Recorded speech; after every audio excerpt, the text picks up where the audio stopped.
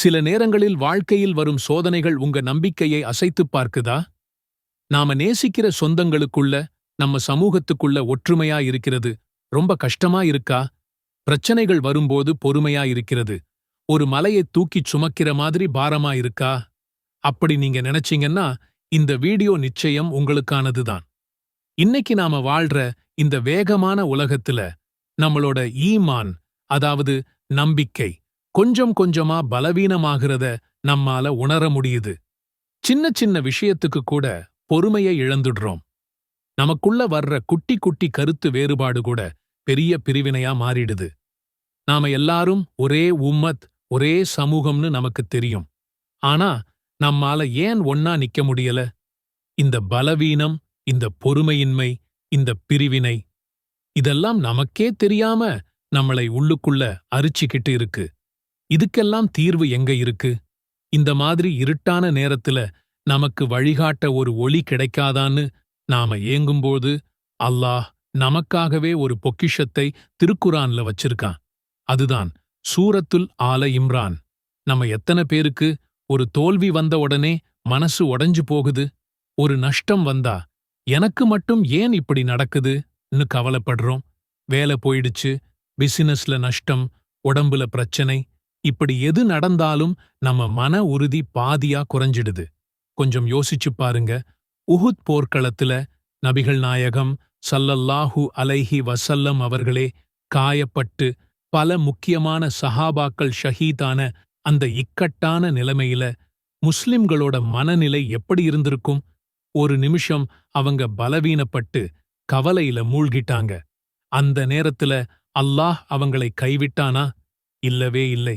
அவன் அவங்களை அன்பா அரவணைச்சு ஒரு அற்புதமான வசனத்தை இறக்கினான். சூரத்துல் ஆல இம்ரான் 139வது வசனத்துல அல்லாஹ் சொல்றான், நீங்கள் தளர்ச்சி அடையாதீர்கள், கவலைப்படவும் செய்யாதீர்கள். நீங்கள் மூமின்களாக, உண்மையான நம்பிக்கை கொண்டவர்களாக இருந்தால் நீங்கள்தான் உயர்ந்தவர்கள். சுபஹானல்லாஹ், எவ்வளவு சக்தி வாய்ந்த வார்த்தைகள்! அல்லாஹ் என்ன சொல்றான்? நீங்க தோத்துட்டதா நினைக்காதீங்க, கவலைப்படாதீங்க. உங்க தகுதி, உங்க மதிப்பு, உங்க வெற்றிங்கிறது இந்த உலகத்தோட அளவுகோலால் தீர்மானிக்கப்படுறது இல்ல. அது உங்க பேங்க் பேலன்ஸ்லயோ, பதவியிலையோ, புகழிலையோ இல்ல. நீங்க உண்மையிலேயே அல்லாஹ்வை நம்புற மூமின்களாக நீங்க தான் உயர்ந்தவங்க, நீங்க தான் சிறந்தவங்கன்னு அல்லாஹ்வே நமக்கு சர்டிபிகேட் தர்றான். நம்பிக்கை ஒரு தூண்னா, பொறுமைதான் அதை பாதுகாக்கிற கவசம். ஆனா இன்னைக்கு நம்ம கிட்ட ரொம்பவே குறைஞ்சு போன ஒரு குணமும் இந்த பொறுமைதான். டிராபிக்ல பொறுமை இல்ல, கியூல நிக்க பொறுமை இல்ல, ஒரு துஆ கேட்டுட்டு அது உடனே கபூல் ஆகலைன்னாலும் அங்கேயும் பொறுமை இல்ல. ஏன் இப்படி? பொறுமைங்கிறது கையாலாகாத தனம் இல்லை, அது ஈமானோட உச்சகட்ட பலம். சூரத்துல் ஆல இம்ரானோட கடைசி வசனத்துல, அதாவது 200வது வசனத்துல அல்லாஹ் பொறுமைக்கு ஒரு முழுமையான ஆக்ஷன் பிளானையே நமக்குத் தர்றான். ஈமான் கொண்டோரே, பொறுமையுடன் இருங்கள். எதிரிகளை விட அதிக பொறுமையை கடைப்பிடியுங்கள். இறைவனின் பாதையில் ஒருவரையொருவர் பலப்படுத்திக் கொள்ளுங்கள். அல்லாஹ்வுக்கு அஞ்சுங்கள், நீங்கள் வெற்றி பெறுவீர்கள். அல்லாஹ்வோட கடமைகளைச் செய்யும்போது வர்ற சிரமங்களை பொறுத்துக்கிறது. ஹராமான விஷயங்களை விட்டு விலகி இருக்கிறதில் இருக்கிற கஷ்டத்தை பொறுத்துக்கிறது. நமக்கு வர்ற நோய், நஷ்டம் மாதிரியான சோதனைகளை பொறுத்துக்கிறது. இதுதான் பொறுமையோட முதல் படி. ஷைத்தானுக்கு ரொம்ப பிடிச்ச வேலை என்ன தெரியுமா? நம்பிக்கை கொண்டவங்களுக்குள்ள பிரிவினையை உண்டாக்குறது. கணவன் மனைவி, அண்ணன் தம்பி, நண்பர்களுக்குள்ள, சமூகத்துக்குள்ள பிளவை ஏற்படுத்துறதுதான். ஏன்னா சிதறிப்போன ஆடுகளை ஓநாய் ஈஸியா வேட்டையாடிடும். அதே மாதிரிதான் பிரிஞ்சு நிக்கிற முஸ்லிம் சமூகத்தை வழிகெடுக்கிறது ஷைத்தானுக்கு ரொம்ப சுலபம். இந்த ஆபத்தை அல்லாஹ் நமக்கு உணர்த்துறதுக்காக சூரத்துல் ஆல இம்ரான்ல ரொம்ப வலிமையான ஒரு உதாரணத்தோட நம்மளை எச்சரிக்கிறான். 103வது வசனத்தை பாருங்க. மேலும் நீங்கள் எல்லாரும் ஒன்று சேர்ந்து அல்லாஹ்வின் கயிற்றை வலுவாகப் பற்றிக் கொள்ளுங்கள், பிரிந்துவிடாதீர்கள்.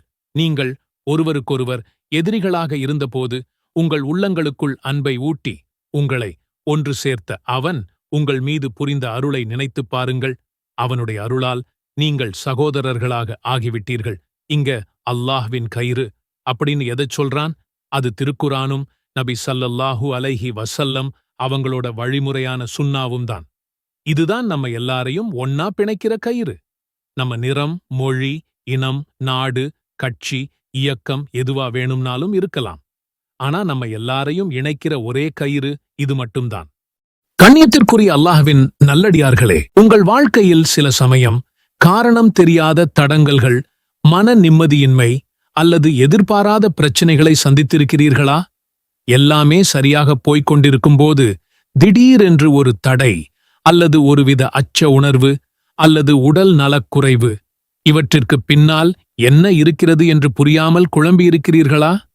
ஒருவேளை கண்ணுக்குத் தெரியாத ஏதோ ஒரு தீமையின் அச்சுறுத்தல் இருக்குமோ என்று கூட நீங்கள் எண்ணியிருக்கலாம். ஆம், இந்த உலகில் நம் கண்களுக்கு புலப்படாத பல சக்திகள் இருக்கின்றன. ஷைத்தான்கள், தீய ஜின்கள், மனிதர்களின் தீய எண்ணங்கள், பொறாமை மற்றும் மிகவும் ஆபத்தான கண் திருஷ்டி போன்ற பல தீமைகளிலிருந்து நாம் நம்மை பாதுகாத்துக் கொள்வது எப்படி? பலரும் இதைப் பற்றி வெளிப்படையாக பேசுவதில்லை. ஆனால் இவை நிதர்சனமான உண்மைகள். ஒரு மனிதனுக்கு ஒரு பெரிய நன்மை நடந்தால் அல்லது அவன் வாழ்வில் ஒரு நல்ல வளர்ச்சி அடைந்தால், பொறாமை கொண்ட உள்ளங்களின் பார்வைகள் அவனுக்கு தீங்கு இழைக்கக்கூடும் என்பதை இஸ்லாம் நமக்கு கற்றுத்தருகிறது. அல்லாஹ்வின் அருளால் இந்த அனைத்து விதமான தீமைகளிலிருந்தும் நம்மை பாதுகாத்துக் கொள்ள இஸ்லாம் நமக்கு ஒரு வழியைக் காட்டியுள்ளது. அதுதான் துஆ. அல்லாஹ்விடம் நேரடியாக பாதுகாப்பு தேடுவதே மிகச் சிறந்த வழியாகும். இன்று நாம் பார்க்கப் போகும் துஆ நபி ஸல்லல்லாஹு அலைஹி வஸல்லம் அவர்கள் தங்கள் அன்புக்குரிய பேரக் குழந்தைகளுக்காக ஓதிய ஒரு சிறப்பு பிரார்த்தனை. இது அனைத்து விதமான தீய சக்திகளிலிருந்தும், குறிப்பாக ஷைத்தான்கள், விஷப்பிராணிகள் மற்றும் தீய கண் திருஷ்டியிலிருந்தும் நமக்கு முழுமையான பாதுகாப்பை இன்ஷா அல்லாஹ் வழங்கும். இந்த சக்தி வாய்ந்த துஆவை நீங்கள் உங்கள் தினசரி வாழ்வின் ஒரு பகுதியாக ஆக்கிக் கொண்டால், அல்லாஹ்வின் அருளால் நீங்கள் அமைதியையும் பாதுகாப்பையும் அனுபவிப்பீர்கள். அஊது பிகலிமாத்தில்லாஹி த்தம்மத்தி மின் குல்லி ஷைத்தானின் வஹம்மத்தின் வமின் குல்லி ஐனின் லாம்மத்தின். அல்லாஹ்வின் முழுமையான வார்த்தைகளைக் கொண்டு எல்லா ஷைத்தான்கள் மற்றும் விஷப்பூச்சிகளிலிருந்தும், எல்லா தீய பொறாமை கொண்ட கண்களிலிருந்தும் நான் பாதுகாப்பு தேடுகிறேன். இந்த துஆவை நீங்கள் எவ்வளவு அதிகமாக ஓதுகிறீர்களோ அவ்வளவு அதிகமாக அல்லாஹ்விடமிருந்து பாதுகாப்பு கிடைக்கும். இது ஷைத்தானின் சதித்திட்டங்கள், கெட்ட எண்ணங்கள், பொறாமைகள் மற்றும் தீய சக்திகளிடமிருந்து உங்களை பாதுகாக்கும் ஒரு சக்தி வாய்ந்த கவசமாக அமையும் இன்ஷா அல்லாஹ். துஆவின் மிக முக்கியமான சிறப்பு என்னவென்றால், இதை நீங்கள் எந்த நேரத்திலும் ஓதலாம். இது ஒரு நிரந்தரமான, அனைவருக்கும் பொதுவான துஆவாகும்.